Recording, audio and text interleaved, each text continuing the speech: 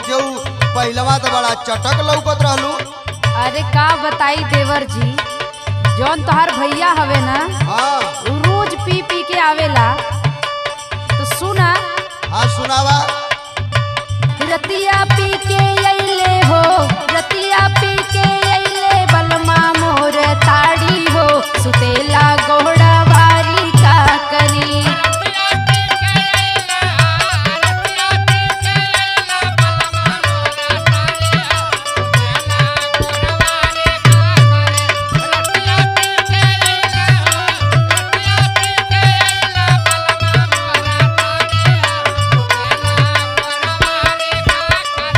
रतिया पी के अइले हो, रतिया पी के अइले बलमा मोर ताड़ी हो, सुतेला गोड़ा वारी का करी।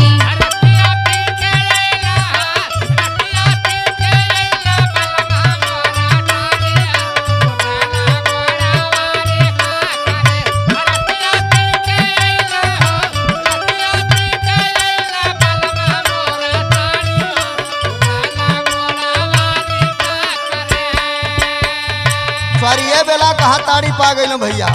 तो का बताई ए बाबू, वो मर्दवा बड़ा धोखेबाज हम अकेले अकेले पियत हम हमको का पूछबे बताई नहीं ए करे। बबुआ, धोखेबाज तो हुए हो ना। शादी के पहले का कहत रहले कि कुछ पी ला ना खाई ला कुछ।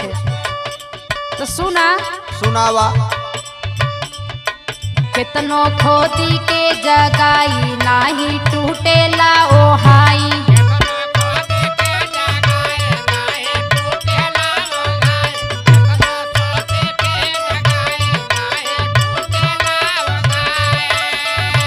कितनो खोदी के जगाई नाही टूटेला ओहाई। जियरा जरेला हो, जियरा जरेला बेलनवा खिंच के मारी हो, सुतेला घोड़ा वारी का करी।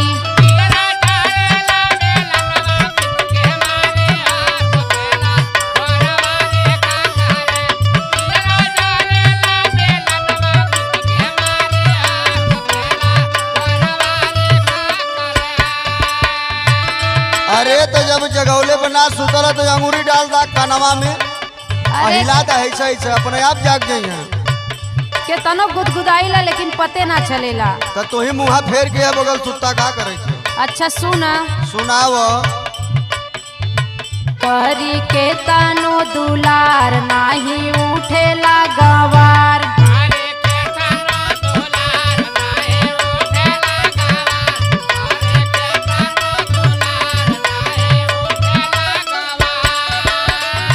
करी के तनो दुलार नाही उठेला गवार। खोली खोली के ना हो, खोली खोली के देखाई हम साड़ी हो, सुतेला घोड़ा वारी का करी।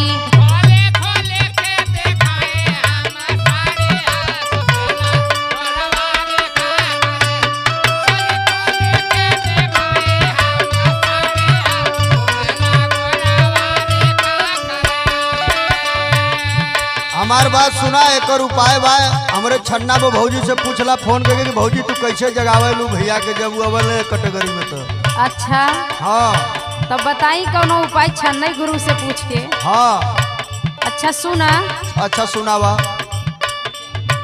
पानी लेके मुँह धोई, माने माने खूब रोई।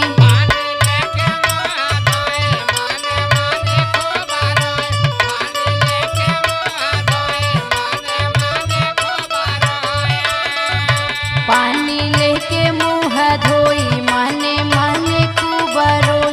लेके रतिया नु हो, लेके रतिया गुजारिया कवारी हो, सुतेला घोड़ा वारी का करी।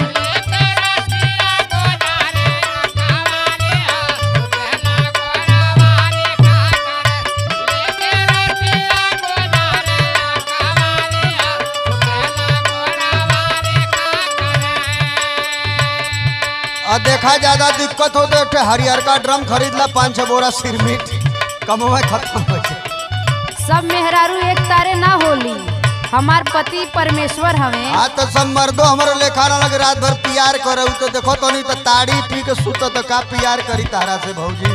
अच्छा सुना। सुनावा का करबू, सुना वही के नबा अब। रामू करी है विचार, गुड्डू कहे बार बार।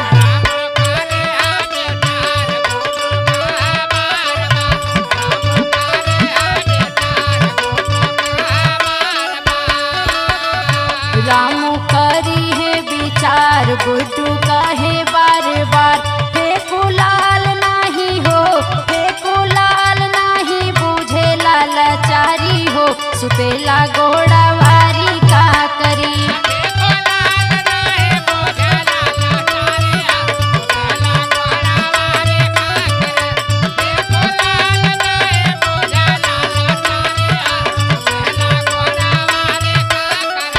रतिया पी के अइले हो, रतिया पी के अइले, बलमा मोर ताड़ी हो, सुतेला घोड़ा वारी का करी।